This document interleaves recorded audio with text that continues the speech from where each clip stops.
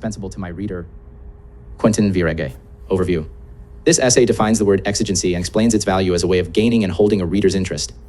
Exigency is defined as not simply explaining why a topic matters generally, but why it should matter specifically at this time and place, and for one's intended readership. 4 different strategies for invoking exigency are given with specific examples from student writing, journalistic writing, and trade books to clarify each strategy. What I is given to remind students of their rhetorical context, the interests of their readership, their readers' predispositions towards the subject matter and thesis, and the possibility of connecting their thesis with larger issues, concerns, or values shared by the writer and his or her readers. The chapter closes with a discussion of how rhetorical uses of exigency differ depending on the genre. Imagine someone browsing the aisles of a bookstore for something interesting to read. This customer has an interest, let's say, for British rock and, more broadly, popular music of the 1960s. After a few minutes, she finds a whole row of books with titles about the Rolling Stones, the Beatles, and the British invasion, but she only wants to buy one. She'll have to choose among them, deciding which book grabs her interest and which deserve to be tossed aside. To make her decision, she'll ask a question that every reader ponders when opening a book, deciphering a poem, or reading a magazine article. This work is licensed under the Creative Commons Attribution Non-Commercial No Derivatives 4.0 International License and are subject to the Writing Spaces Terms of Use. To view a copy of this license, visit 75. Writing Spaces 3 may sound sacrilegious. Of course, it's worth your time, because I wrote it and pored over every word. But there's nothing more sacred to a reader than his or her own time. It's not enough to prove one's argument with irrefutable logic and overwhelming evidence. It's your responsibility to hold the reader's attention long enough for them to consider that evidence and logic. Inexperienced writers often assume that readers will have as much interest in a text subject matter as they do, or they believe that the relevance of the text to the reader will be self-evident. But readers can be impatient and must be convinced to read an argument before they can be persuaded to accept its thesis. It's the writer's job to clarify a text's relevance. Rhetoricians sometimes refer to this concept as a text's exigency, which may be defined as the circumstances and reasons why something matters. Not only generally, but specifically at this moment, in this place, for this group of people. This essay will help you implement strategies to persuade your readers that your text is indispensable and that it cannot be put down, discarded, or be deferred until later. Exigency in the classroom. Now, you might be thinking that the skill of evoking exigency might be essential for most writers, but not when composing school term papers. After all, you have a captive audience. The instructor must read your paper in order to grade it. She will have to read the entire text, and there's a good chance she's already interested in subject matter. Furthermore, if your topic is chosen for you, then it's entirely possible you don't think that it's an absolutely essential or even pressing subject matter. Why bother, then, to make an argument sound enticing, especially if you may not really care about it anyway? The answer to that question is twofold. First, if there are 20 other students in your class writing papers over the exact same topic, or a closely related one, then you need every advantage you can get. Providing your paper with exigency will make the professor all the more eager to read it, which will improve her evaluation of it. Second, teachers will sometimes expect students to write to a more skeptical audience, someone who hypothetically could discard the paper or reject a weak argument, and they grade with this other audience in mind. The instructor will read your paper regardless of whether you provide exigent circumstances, but she will notice the difference between a paper that merely goes through the motions and one that proclaims. Read this because it will affect your understanding of an issue of essential importance. In a sense, your teacher is assuming a different persona, pretending to be someone else, in this case a skeptical reader, and expects you to do the same. However, the skill of invoking exigency isn't simply about earning a better grade. It's about captivating your audience and reinforcing the importance of your message, inside and outside the classroom. Writing Spaces 3. Strategies for invoking exigency in writing. There are at least 4 strategies for invoking exigent circumstances in an argument. The first strategy functions as a type of umbrella for the other 3. Let's call it exigency through the audience's agenda or concerns, which involves igniting a spark of interest between your own thesis and your reader's interests. The other 3 strategies are variations of this approach, and the following examples will survey how some professional and student writers invoke exigency in different ways. These 4 strategies illustrate that invoking exigency is more than just using an attention grabber or gimmick. An attention grabber is simply a way of turning heads. It's a visceral move that may work only temporarily, but exigency persuades the audience that they have a stake in your argument. The attention grabber focuses on flashy style, and no matter how effective it is, the best you can hope for is artificial engagement from your reader. Exigency concerns itself with subject matter, and its successful invocation makes readers care, or at least curious, about an issue. Exigency through the audience's agenda or concerns. To demonstrate that your paper has exigency, you first need to determine why you're writing. The immediate answer to this question might be, because it's part of my grade. And though this response is technically correct, it will not inspire stellar writing. Instead, one of the best ways to answer this question is to assume a different persona. Think of a persona as a mask that you can put on or take off as a writer. It's a think of yourself as a rhetorical move. You might think of yourself as a student in one paper, a scholar involved in an ongoing literary discussion in another, or an employee proposing a detailed solution to a corporate problem in another. Once you begin to consider your persona and your reader's persona, you can start to form an opinion about why your paper would be important. Imagine Writing space is 3. Typify a problem on the campus that you attend and develop a solution to that problem. Your audience for this proposal would be whatever individual or group could affect the change you propose. So for example, if you were proposing different library hours, then your audience might be the dean of the library. In the preceding assignment, you would need to begin thinking about how you, as a writer, could relate to your readers in order to take hold of their attention. That means asking some of the following questions. What type of persona do I have as a writer? What is it that I care about? What type of persona do my readers have? What do they value or find especially interesting? What common assumptions do they have, and do I share any of them? Do I believe any of their assumptions are false? What agenda do they have? What motivates them? What pressing, essential, or surprising issue may I, as a writer, share with my readers? If we were to take the preceding prompt as an example, then you would be tasked with defining a campus dilemma and creating a workable solution that meets the needs of everyone involved, or at least as much as possible. You're writing to someone who could presumably solve the problem, if only she knew how. However, you still need to define a pressing issue and show how it demands your readers' attention. Let's say you decided to write instead about the lack of healthy food choices on campus. Your preliminary thesis sentence may look something like this. The Office of the Dean of Students should work with the Food Services Department to provide students with more healthy alternatives to the numerous fast food restaurants established on campus. That thesis sentence is clear enough, and a sympathetic reader might even already agree with you in principle. Sure, I'm in favor of options. Who isn't, especially if they're healthy? But simply because your readers agree with your thesis doesn't guarantee that they will be persuaded that something actually has to be done to affect change, or even that they should read the rest of the argument. They might think, but this is not a pressing issue. And furthermore, it's not my problem. It should be a long-term goal, so I'll wait to take a closer look at this proposal. To capture your reader's attention, you should surround that thesis sentence with exigent circumstances that explain why this is an issue that matters here, now, and especially for your reader. This involves understanding and empathizing with them so that you can connect their values with your agenda, go through and methodically answer each of the questions above, perhaps building a table. Focus especially on finding out what matters to your reader on a daily basis, how they define their relationship to the topic you're writing about. Table 1, questions. What is my audience's persona? Answers. The Dean of Students. What is my persona? What is my agenda? What values or concerns do my readers have? A student who is concerned about an issue on campus. In this case, I want to provide healthy food. Alternatives. I need to convince those with a position of power to assist me. After researching the job description for the dean, I found out the dean has a mission statement. The mission statement has yielded a connection, which will require explanation, but will at least hold the readers' attention. That way, when you introduce your topic, you can meet them at their level, from their mindset. For instance, look at the chart above. Now that the persona of both the writers and readers has been thoroughly examined, the introduction can be written with an eye towards invoking exigency. The paragraph below represents how the thesis above may be merged with the additional contextual information in order to invoke exigency. The Office of the Dean of Students at this university claims in its mission statement that it promotes a vibrant learning environment in part by with institutional partners to address the needs of the student body. Furthermore, the dean wants to support student learning in part by barriers to student success. I applaud the dean's interest in how the entire campus experience can contribute to a student's ability to succeed and learn, but not enough has been done to provide students with nutritious options. Secondary schools across the country are beginning to provide writing spaces 3 have well established a link between proper nutrition and learning potential. It's time for higher education to do the same. Therefore, I propose that the Office of the DEA and of Students work with the Food Services Department to provide students with more healthy alternatives to the numerous fast food restaurants established on campus. I am convinced that the following proposal will live up to this university's excellent reputation of improving the daily lives of its students. This passage demonstrates exigent circumstances by finding relevant research about a correlation between nutrition and learning. But, just as importantly, the student writer researched the values and motivations of the intended audience, the Dean of Students. The student writer matched language from the school's mission statement with the proposal that students should have more nutritious food options. Instead of the writer imposing an additional responsibility upon the dean's time and workload, the research proposal is framed as a way of helping the dean achieve his own goals. The tone is laudatory and encouraging. I applaud the dean's interest and excellent reputation of improving the daily lives of its students. By answering the questions in Table 1, the student has found a way to surprise the dean, showing him an added layer that complicates his mission of improving the learning environment. Exigency through a gap in the research.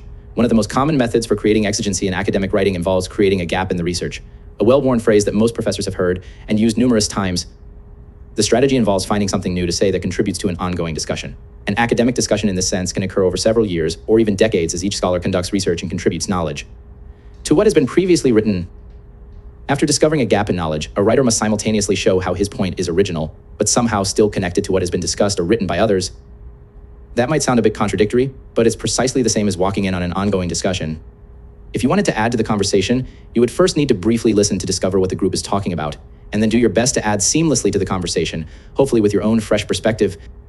In everyday conversation, one might use transitional phrases like, speaking of X, or what you just said reminds me of Y. In academic literature, this strategy usually involves briefly reviewing what others have written and then pointing out what remaining question each of them has failed to answer. It might look something like this. Though James Lewis has contributed X to the field and Adam Mitchell has contributed Y to our understanding of this issue, both have yet to ask how Z works. Let's see how this approach might work in a student paper. The following paper is about the detrimental effects of media monopolies on the integrity of journalism, the dispute over media convergence and its effects on journalistic quality, motives, and localism has been the main focus of media professionals since the Federal Communications Commission reformed its regulations on cross-media ownership. Since 1975, newspapers have been barred from purchasing television stations in the same market in order to prevent news monopolies. Now, with the opportunity to deliver news across many platforms in a single market, management has shifted their focus from news content to audience reach, causing many to wonder if and when a compromise to the media's main objective as public watchdog will be shifted to meet the goals of improving their company's bottom line. The questions that this transformation raises are simple enough. What should be done to shape this new landscape, to help assure that the essential elements of independent, original, and credible news reporting are preserved? Without the cooperation of the government, educational institutions, and media companies, it is almost certain that American journalism will continue to lose its focus, resulting in a three-ring media circus. This passage does an excellent job of placing the paper's topic within a larger academic conversation. The introduction conducts the writer's thesis to an ongoing debate about the dispute over media convergence and its effects on journalistic quality, motives, and localism. Words like dispute emphasize the ongoing debate that scholars have about how Americans can reliably get their news. She does an excellent job of fitting herself within an existing debate with phrases like has been the main focus of media professionals and causing many to wonder. These references to other writers clarify the relevance of the student writer's argument by showing how her paper responds to problems or questions others have identified. It's like, say, writing spaces 3. Writing spaces 3. That subject 2. If she only included those somewhat vague references to other writers, then the introduction would be weak, but the quotation from Downey, Jr. and Schudson introduces a specific pressing question that others feel must be answered. This specific question raises the urgency of her thesis. The thesis statement is no longer the student writer's idle thoughts about a random topic. It's a specific response to an urgent question. In this way, using the gap in the research strategy provides writers with a purpose for writing and readers with an answer to, so what? Exigency through reframing the subject matter. Exigency is not always invoked by explaining a gap in the current research. There are times when the best way to demonstrate a topic's importance is to redefine what the issue is about. You might think of this rhetorical strategy as reframing an issue. Writers reframe their subject matter by shifting our understanding of the surrounding context. In other words, it's a matter of what ideas, words, memories, or beliefs we associate an issue with. Consider, for instance, an issue that arose in the summer of 2010 in New York City. A national controversy was spurred by plans to build an Islamic cultural center a few blocks away from where the World Trade Center towers had been located before they were destroyed in the September 11, 2001 terrorist attacks. These construction plans spurred debate about whether the cultural center was symbolically appropriate and whether it was an embodiment of American values or an insult to those values. Many people questioned whether it was appropriate for the Islamic Center, sometimes referred to as the Cordoba House, to be placed near the location of a horrific terroristic attack. Since millions of Americans who oppose the Islamic Center may have felt a sense of urgency about stopping its construction, a speech in favor of the center would face a particular challenge. The speech would need to address a skeptical audience, and it would need to convey a sense of exigency about why the completed construction of the Cordoba House was indispensable for America's future. New York Mayor Michael Bloomberg made such an argument and crafted exigent circumstances by redefining the context. Instead of people associating the Cordoba House with Ground Zero, September 11th, or religious effrontery, he needed them to associate it with America's long history of religious tolerance. Bloomberg catches hold of his readers' attention by reframing the issue in at least two ways. First, he connects the topic of the Cordoba House to religious freedom from the founding of New York City in the 17th century. Early in his speech, he states, "Of all our precious freedoms, the most important may be the freedom to worship as we wish." And it is a freedom that, even here in a city that is rooted in Dutch tolerance, was hard-won over many years. Bloomberg then reviews how Jewish immigrants, Quakers, and Catholics all faced resistance by others in New York. By connecting the recent Islamic controversy to similar past conflicts, he can argue that would betray our values and play into our enemies' hands if we were to treat Muslims differently than anyone else. Only after reframing the debate from one about civic sensibility and 9/11s to one concerning religious freedom can the mayor explain why his message is indispensable to his listener. He skillfully waits until the middle of his speech to confidently assert, "I believe that this is an important test of the separation of church and state, as we may see in our lifetime, as important a test, and it is critically important that we get it right." His argument that the government should not prohibit people from worshiping as they wish could have been made without these exigent circumstances, but their inclusion changes the tone from one of a defensive posture to a more vigorous one. This example provides at least 3 lessons about exigency. Writing spaces 3. 1. Sometimes it's best to invoke exigency in the middle of the text or even in the conclusion. 2. Consider delaying invoking exigency when A, your reader doesn't share your underlying assumptions. B, when your reader is unaware of the ongoing academic discussion. C, when it's more important to leave your readers with a lasting impression than it is to grab their attention immediately. D, when your thesis is placed in the middle or the end of your paper. 3, whether reframing an issue or finding a gap in the research. X, agency often involves connecting one's thesis with the audience's values. Reframing an issue involves the additional step of suggesting that readers focus on a different set of values than they otherwise would. Space is 3, of knowledge or experience. Sometimes writers try to surprise their readers with a bold claim, a counterintuitive idea, or a reconsidered foundational premise. Consider the following titles of best-selling books. The World is Flat, A Brief History of the 21st Century, by Thomas L. Friedman. Everything Bad is Good for You, How Today's Popular Culture is Actually Making Us Smarter, by Stephen Johnson. The Wisdom of the Crowds, Why the Many Are Smarter Than the Few and How Collective Wisdom Shapes Business, Economics, Societies and Nations, by James Surowiecki. Each of these books tries to revolutionize the way that we think about their topics. The titles are crafted to provoke a confused but intrigued response. What does the author mean by that? Is there something I don't know? Bold claims can usually command attention, but only if the importance of the idea and its degree of innovation are properly established. Even if there is a radically new way of looking at something, it may appear quotidian. If you can appear to be turning the world on its head, unveiling an unseen world, or persuading people that up is in fact down, then you will have your readers' undivided attention.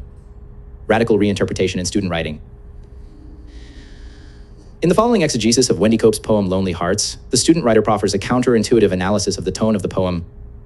On the surface, the villanelle appears to have a light mood that speaks of unfulfilled relationships, but a darker tone surprisingly lies underneath this initial interpretation.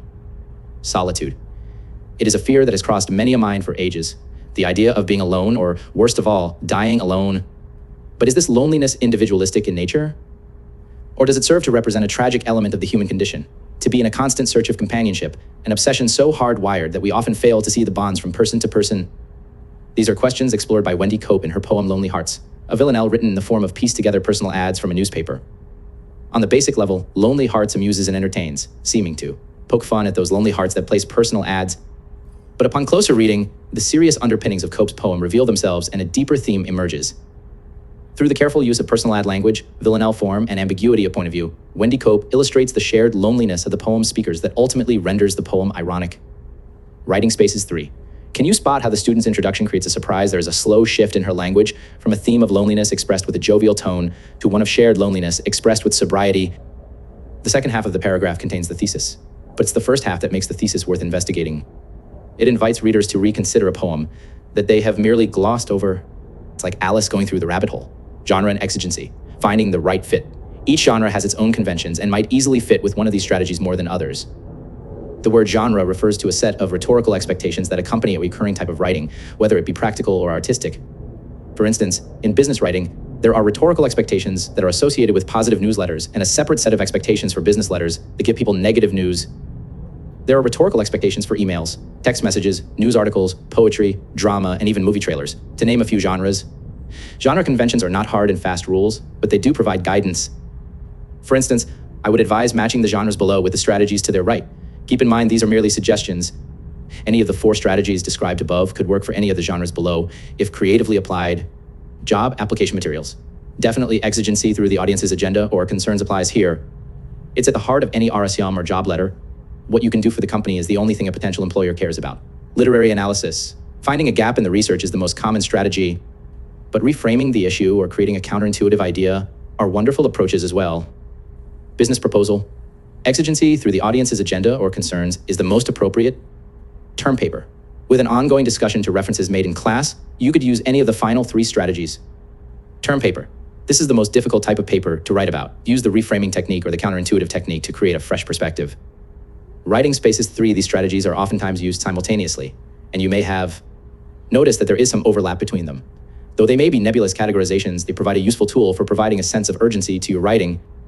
I have personally found that when I think about exigency, it helps add passion to my writing, and it gives me a voice as a writer. Without exigency, I'm an aimless soul drifting in the dark night without a sail or a strong wind. But exigency brings with it a definition of who I am in the text, who my readers are, and the common bonds that connect you together. If you use these techniques, it will help to animate your writing and motivate your readers to keep reading and carefully consider your argument. Works cited. Bloomberg, Michael. Mayor Bloomberg discusses the landmarks preservation. Commission vote on 4547 Park Place. NYC, uploaded by the City of New York, 3 2010, Mayor Bloomberg, the Landmarks Preservation Commission vote 4547 Park Place. 2 Cope. Wendy. Lonely Hearts. An introduction to